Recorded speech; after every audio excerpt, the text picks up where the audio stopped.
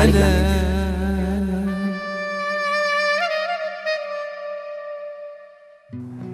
Iya, pemirsa Bara TV, terima kasih Anda masih menyaksikan acara Kalam, kajian agama Islam bersama Bara TV.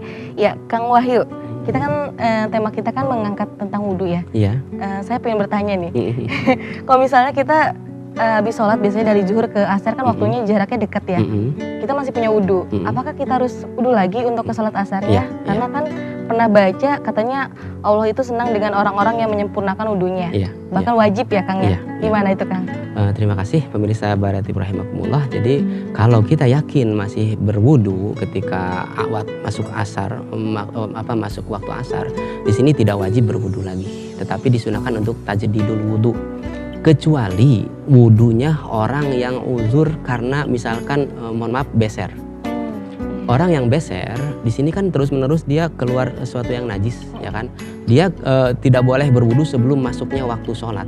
Jadi dia boleh berwudu setelah masuk waktu sholat, setelah membersihkan semuanya, kemudian disumpel ya dengan pempes yang besar orang dewasa misalkan.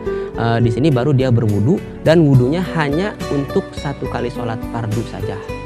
Sedangkan untuk sholat sunnah boleh berkali-kali. Ini menurut mazhab Hanafi.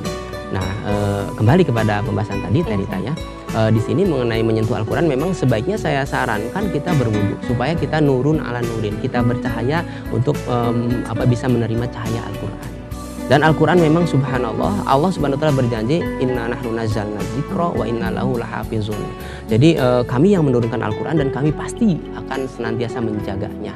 Terbukti penjagaan Allah ini melalui hamba-hamba Allah, dan salah satunya adalah hamba Allah yang di Cilegon tadi. Jadi saya sangat mendukung untuk segera diatasi ini permasalahan ini ya. Al-Quran yang memang banyak ya, ada beberapa yang memang sengaja dari orang yang tidak senang dengan Islam.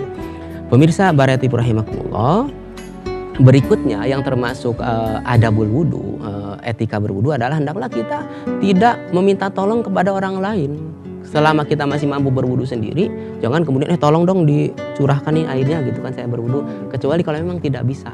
Nah, ini kenapa? Supaya ini tidak mengesankan sombong, ya, tidak mengesankan wah khuyala takabur gitu. Wah saya tuh punya anak buah, wudu aja dikocorkan. Nah, ini kita harus meyakini ya, hakikat hamba di hadapan Allah itu hanya dua. Ya, seorang hamba ini harus bersifat ubudiyah dan isti'anah. Iyyaka na'budu wa iyyaka nasta'in. Abad hamba jangan sekali-kali berbuat takabur. Allah paling tidak suka takabur. Dan isti'anah memohon pertolongan. Nah, pemirsa Bara TV rahimakumullah, berikutnya yang termasuk etika berwudu, hendaklah kalau kita mengenakan cincin yang memang longgar, ini sebaiknya digerak-gerakan juga. Kalau cincinnya pas-pas gitu cincinnya itu, misalkan ini ya wajib digerak-gerakan supaya air bisa masuk. Ya, baik, kita ada telepon nih Kang. Ya. Halo, assalamualaikum. Halo. Iya, halo, assalamualaikum. Salam. Dengan siapa? Dan Fitri Fitri, iya. Fitri di mana Fitri? di Cilegon. Di Cilegon. Iya, silakan Fitri dengan Kang Wahyu. Waalaikumsalam warahmatullahi wabarakatuh. Gini, kalau misalnya udah wudhu gitu kan, terus sholat, lagi sholat itu tiba-tiba ada yang keluar gitu dari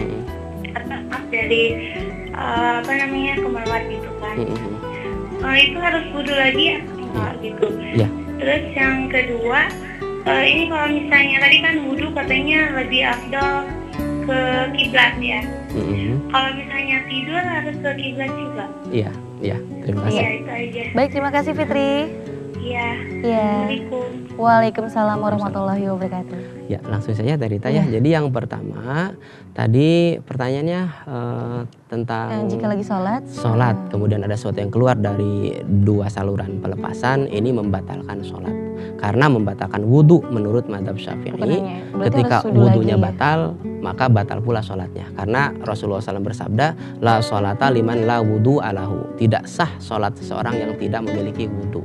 Nah, wudhunya batal. Kalau misalnya kita sudah salam itu tetap. Kalau sudah salam kan sudah selesai. Sudah selesai sholatnya, karena sholat itu kan awaluha takbir, artinya aqwalun wa afalun muftatahun bitakbir, dimulai dengan takbir, muftatahun bis taslim. Salam yang pertama, yang wajib salam yang pertama. Nah kalau sudah salam yang pertama, kemudian setelah kita assalamualaikum wassalamualaikum yang kedua ini asal kita sudah memang niat keluar dari sholat ya tidak apa-apa di situ.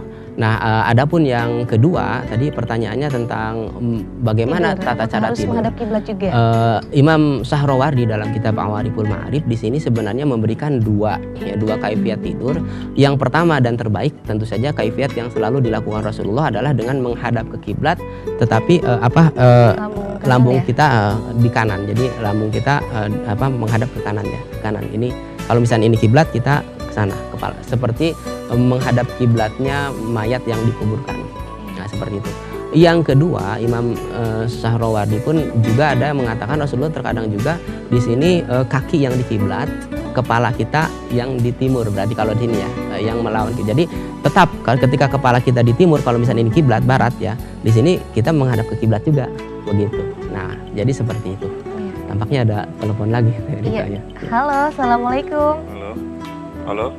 Assalamualaikum. Waalaikumsalam. Dengan siapa? Dengan Rahmat. Bapak Rahmat di mana? Di Sempuk. Iya, silakan Bapak. Halo Pak Ustadz. Iya, silakan Pak Rahmat. Mau nanya nih Pak Ustadz. Mungkin agak di luar ini dengan wudhu gitu. Iya. Tapi saya mau nanya tentang manfaat wudhu gitu ya. Dari jiwa dan raga kita gitu. Itu ada nggak keterangan dari hadis Nabi gitu ya? Itu aja mungkin. Ya. Terima kasih. Baik, terima kasih. Waalaikumsalam. Terima kasih Pak Rahmat dan pemirsa Baratul Rahimullah. Rasulullah SAW banyak sekali mengkaitkan wudhu ya, bukan hanya ketika mau sholat, tetapi ketika kita berkecamuk amarah kita. Di situ kita disunahkan berwudhu supaya kita lebih tenang, karena dengan air mungkin tersiram ini lebih tenang lagi. Kemudian juga penelitian terakhir malah kemudian ada yang mengkaitkan wudhu, ternyata setiap anggota wudhu yang dibasuh ini adalah berada pada titik-titik akupunktur yang memang sangat bermanfaat ketika dipijat gitu. Jadi untuk kesehatan juga. Nah mungkin ini sudah masyhur ya, ini bukunya banyak mungkin dilihat. Nah di sini sebenarnya pemirsa Baria TV rahimakumullah, untuk hal yang terkait dengan ubudiyah kita harus meyakini ubudiyah itu bersifat tauqifi. Artinya tidak boleh kita menanyakan kenapa wudhu yang dibasuh ini enggak yang lainnya misalkan. Tetapi kita diperbolehkan untuk mencari hikmahnya. Apa hikmahnya wudhu membasuh ini dan seterusnya. Jangan dijawab dulu hikmah wudhu. Ya. Kita akan kembali lagi. Ya pemirsa Bera TV, kita akan kembali lagi nanti setelah pesan-pesan berikut ini. Tetap di kanal.